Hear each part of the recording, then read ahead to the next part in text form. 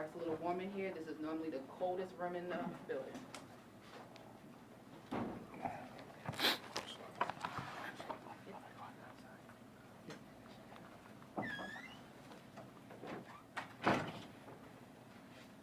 All right, sir. Cameras, thumbs up for me. Good. All right, sir. All right, good afternoon, and thank you for being here. Joining me today are Deputy Commissioner Brian Nadeau and Deputy Commissioner Kevin Jones. We're here to release the body-worn camera footage of the police officer-involved shooting that occurred on June 17th at Pennsylvania and Lawrence. We understand that any use of force by law enforcement leads to a high level of public concern and possible criticism. We're committed to continuing conversations with our residents, stakeholders, and leaders. Additionally, we know that through transparent and extensive investigation will be conducted by the Attorney General's office alongside our department. At this time, I'll turn it over to Deputy Commissioner Nadeau to go over the body-worn camera videos. Good afternoon. As the Commissioner stated, we're going to release the body-worn camera videos which shows the police officer-involved shooting that took place on June 17th, 2025 at approximately 7:18 p.m. Following our body-worn camera release policy, the video has been given to the U.S. Attorney's Office, the Attorney General's Office, and the Baltimore Office of Equity and Civil Rights. Additionally, we have shown the video to the family. We are only releasing video from government videos, recordings, and not from private video recordings, according to the policy of the Attorney General's Office. To put some context into what you're about to see, on Tuesday, June 17th, 2025, Detectives Devin Yancey, Omar Rodriguez, and Cedric Ellaby were from our group violence unit, which is known as GVU, were patrolling the police vehicle near the 1700 block of Pennsylvania Avenue. Detectives had received information that Mr. Abdullah was in the area, had displayed a firearm, and made threatening statements. As the detectives stopped in the area, Detective Rodriguez exits the vehicle and begins to approach the male later ID'd as Mr. Abdullah. Mr. Abdullah was on the sidewalk and had a brown satchel over his shoulder. As the detective approaches, Mr. Abdullah turns and begins to walk away, walking behind a marked police vehicle, which was also parked in the area. As Detective Rodriguez gets closer to the subject, he begins to run and grabs the satchel. After a short distance, Detective Rodriguez catches up with the suspect, places his hands on Mr. Abdullah's shoulders, and Mr. Abdullah begins to fall. One round can be heard going off. You can see in the video, at the time the round is discharged, all BPD members on scene have their weapons holstered. The suspect then turns towards the officer and points his gun. The officer immediately takes cover and then returns later to engage the individual. The two other detectives in their police vehicle exit. One of them, Detective Yancey, exchanges gunfire with Mr. Abdullah. During that exchange, Detective Yancey is struck in the right foot. The officer in the marked patrol vehicle, which Mr. Abdullah walked behind, Officer Ashley Negro Santiago, also exited her vehicle and discharged her weapon. Once the suspect is on the ground and the gunfire ceases, the officers approach Mr. Abdullah, but were unable to render aid due to a large crowd which was forming. The videos you're about to see come from various body-worn cameras, an MTA camera, and a City Watch camera. We'll now show the video. Do you guys need us to turn the lights off? The cameras, would it be helpful? Yeah, that would be helpful. It would?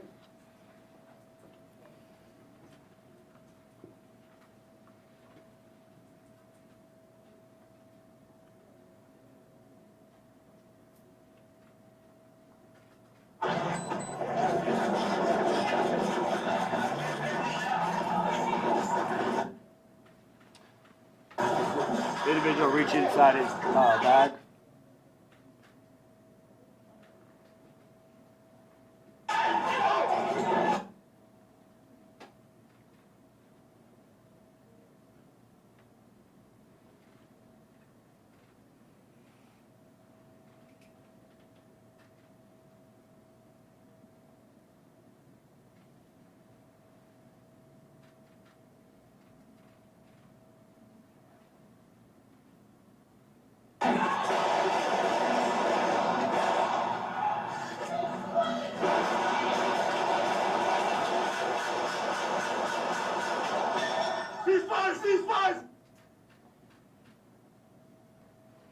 You can see the officer is still holstered. That's where their first round goes off.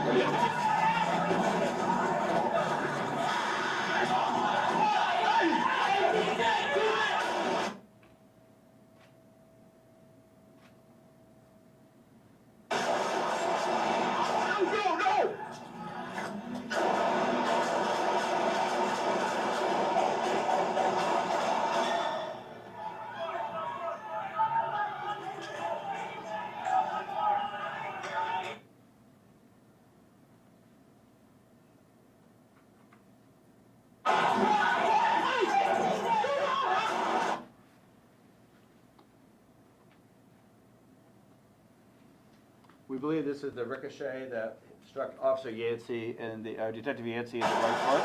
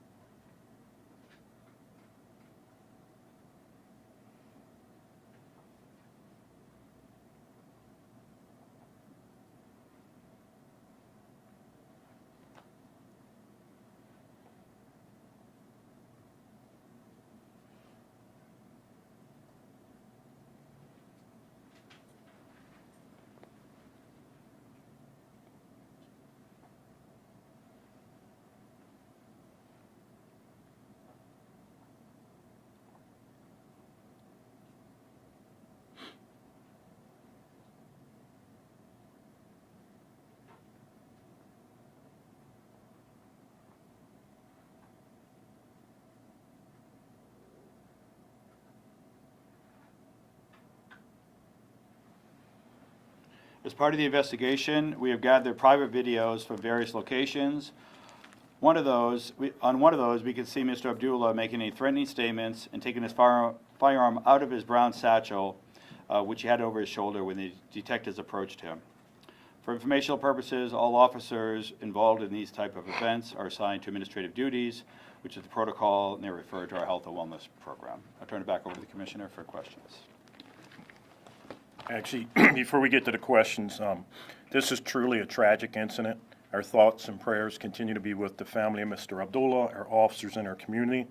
Our officer has been released from the hospital and is recovering and doing well. He and the 2 additional officers who fired their weapon are on administrative leave and have been referred to Officer Safety and Wellness. As the Deputy Commissioner Nadeau said, we have verified that officers were notified that Mr. Abdullah brandished a firearm and made threatening comments towards another individual just prior to this incident. This is what led officers to attempt to stop him, and they had reasonable articulable suspicion to do so. This is an area that continues to be an area of concern where we continue to have officers present to stop violence. Less than a month ago, we had a double homicide on this same block where a young man and young woman lost their life due to senseless gun violence. Our group violence reduction strategy is present in the area, helping our young people with services to provide alternatives to violence, while also focusing our resources on reducing gun violence. Our neighborhood coordination officer has been active in this neighborhood, and the Mayor's Office of Neighborhood Safety and Engagement has begun its coordinated neighborhood stabilization response following the incident. I recognize that emotions are high at the loss of a cherished member of the community, and it's deeply felt. Use of force is never a first resort for the officers. As you can see, they had their guns holstered. We remain dedicated to an ongoing and open dialogue with our residents and full and thorough investigations. At this time, we'll take questions. I'll be leading the questions. We're going to start with WBAL David Collins. Commissioner, was the Officer Yancey struck by so-called friendly fire? We don't know what he was struck by yet because they still have to wait for the ballistics, and I don't know if we got a round out of his foot. So we do know that Mr. Abdullah had fired 3 rounds. From the direction and review of the video, it does appear that the round is coming from Mr. Abdullah, striking towards him, striking him. But at this time, of course, we're within 7 days of investigation. We have to go through all of the ballistics, but that's what it appears preliminarily. Follow up, David. Okay. Dariana. So we heard concerns about like mental health issues and challenges with him. To what extent was that a factor in you all going out there and Sorry, I couldn't hear the question. to what extent was mental health a concern in this situation? We had no information about that at that time. All the officers had was the information about the armed person. Follow up, Dariana. Also, during the scene where people were surrounding him, how many officers were kind of dealing with that, and how many officers were tending to him and rendering aid? They couldn't render aid because as you can see, the community was, the members being surrounded. So they had to wait for additional resources before we could render aid. WJZ, Mike. Have you been able to interview the officers at this point? Do you expect to be able to? We will eventually, but they only have to give a public safety statement in the beginning, and then they all basically wait until the investigation continues. Can you say anything about the weapon recovered from Mr. Abdullah? Anything is, As far as Yeah, it was a Colt 380, and so it was loaded with both 380 rounds and 9mm rounds. Vincent with Fox. Commissioner, you say officers got information that he had approached someone with a gun. Was that through dispatch, or was that from someone on the scene that approached officers? we have nothing from dispatch. There was no 911 call that we're aware of. Follow up. Follow up, we know the caliber of the gun. Do we know if it was legal, was it stolen or anything like that? Was he legally able to carry that gun? So he was prohibited from carrying a firearm. The weapon, we have traced it back to the purchaser. We're working with ATF now to go through that process. Elizabeth. So for both the incident itself, the actual shooting, and then also the aftermath with the community residents surrounding them, was there anything that you think the officers should have or could have done differently in both situations? I mean, it's an open investigation and it's fluid. I think the officers did an exceptional job. And then specifically with the aftermath, like, are you guys going to be studying that as kind of a learning opportunity for what to do? We look at every use of force as a possible learning opportunity because nobody's perfect. So our officers are put in a very, very difficult situation. They had to try to render aid, but their safety is also paramount because they were being surrounded by a crowd that was not happy.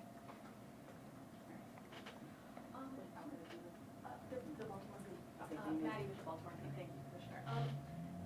An approximation is fine. fine, but do you have a rough idea of how many shots were fired total and how many came from police versus Mr. Abdullah? So we had 38 rounds that were shot by, what we believe at this point were discharged by by the police officers at the scene. We're still doing an analysis of all the casings that were located.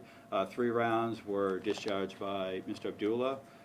In those casings we have. And how many of those rounds struck Mr. Abdullah? So we're still pending the autopsy from the OCME. Dan, son? We've heard varying accounts about how that first shot was fired, and I noticed there's been kind of vague statements. What do we know about how that first shot went off, and if Mr. Abdullah was pulling the trigger, and where it went? Well, I think we can be pretty certain he was pulling the trigger because all of our officers have their guns holstered. Can we go back to, can you go back to the one where he pulled it out of the holster?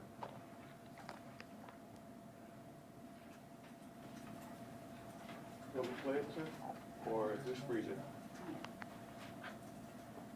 The one that you did before, the pull-out. Okay. So right there, you can see, this is the brown satchel that we later see on another video of him pulling a firearm out of. But here, he's carrying the brown satchel, and it's a tad bit grainy on this screen, but you can see him reaching to pull the firearm out. And then, as we move forward, you'll hear shortly after this, the one round going off. He then has the firearm in his hand, and from another video, from the MTA video, you can see the officer, Detective Rodriguez, is still holstered at that point. So the only gun that was out at that point was his. And you can also see at the beginning of the video, he has the satchel behind him, and as he walks behind the car, he moves the satchel to the front of him.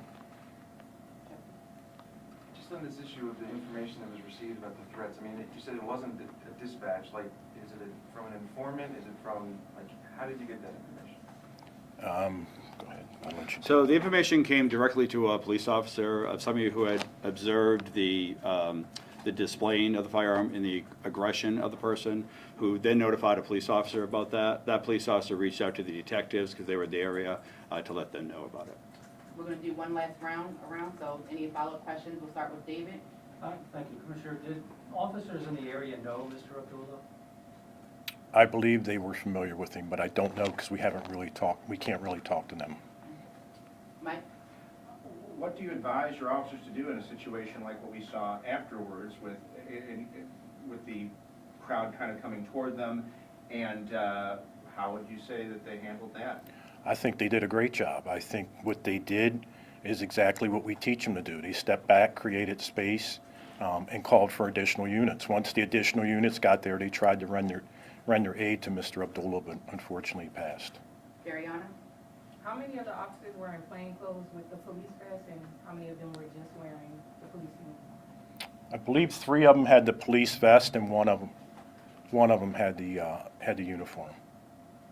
Vincent? Or 2 and 2. Lindsay's saying it was 2 and 2. Of the officers that shot, 2 of them had the vest on, 1 of them were in a police uniform. But 1 did not shoot that had the vest. Vincent? Commissioner, I know we're only less than a week out, really. Why did you release the video so soon? Was it because of the concerns and criticisms that you mentioned? Yes. And I would also say the Attorney General's office rule is 14 days. We always try to follow our own rule, get it out as soon as possible. If there's no reason to hold it, we'd rather be transparent and put the videos out. It is a week. You know, sometimes we do them 9 days. It just depends on when it falls and how much video we have to pull together in coordination with all of our partners.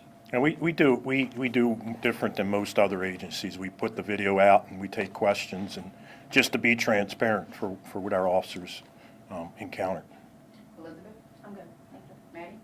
Can you talk about whether there's any actual evidence of the communication from a police officer to the detectives? Is there a radio transmission? Is there body camera footage of the exchange, the discussion that they had, to where the officer told the detectives about hearing that Mr. Abdullah had a firearm and was brandishing it? So we're still on the gathering phase of all the evidence and going through all that, so we can't release it at this point. But But does it exist? no, I think we were referencing, there is, as the commissioner mentioned earlier, there is video prior to this of him brandishing a firearm inside a store. We do have that video we cannot release that per the AG's rules. Okay, understood. Justin? The first, I know that the body cameras, it takes like 30 seconds for the Minute. audio to kick in. But there's gonna be some questions then about, did they identify themselves as officers? Do you know one way or the other? So we don't have the answer to that question at this point. Again, we haven't interviewed the officer yet. I will just say about the buffer, which is why at the beginning you hear no sound, then sound comes off. Our system is set up when it's activated that it actually takes the buffer, which is 1 minute prior. So it gives us the benefit of having the video. It does not do the audio, per the state law. So it does the video. So we don't know exactly if there was a conversation between the two at this point. Of course, that's still under investigation, and once we do the interviews, we'll probably have an answer to that question. But at this point, we don't have that. The vest they were wearing do say Baltimore Police. That is correct. Dan? As far as the crowd that formed around him, do we have any indication of how long it took for officers to actually reach and start rendering aid? 3 to 4 minutes from the time they fired the first round. All right. Any last questions? All right. Thank you guys so much. And I'll be hanging out afterwards as well. Thank you all. Thank you. You guys need me to It roll it it will be again? when we get back. So just a few things. Ben, you need them to roll the video again, or we're good? Yeah, we can play the video as many times as you like us to. You I want mean, we to have play the it again? unedited version at the end too, if you guys just want to run through that. Let's just run through the whole video. Okay. So this will include the edited version as well as the unedited version of their body-worn camera, which we always release.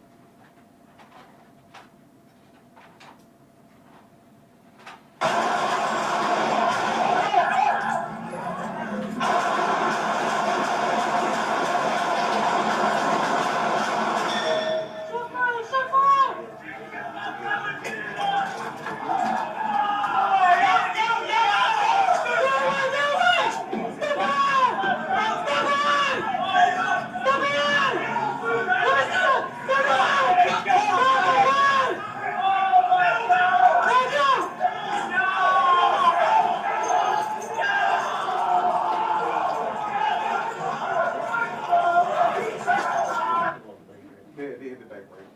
I thought I heard it.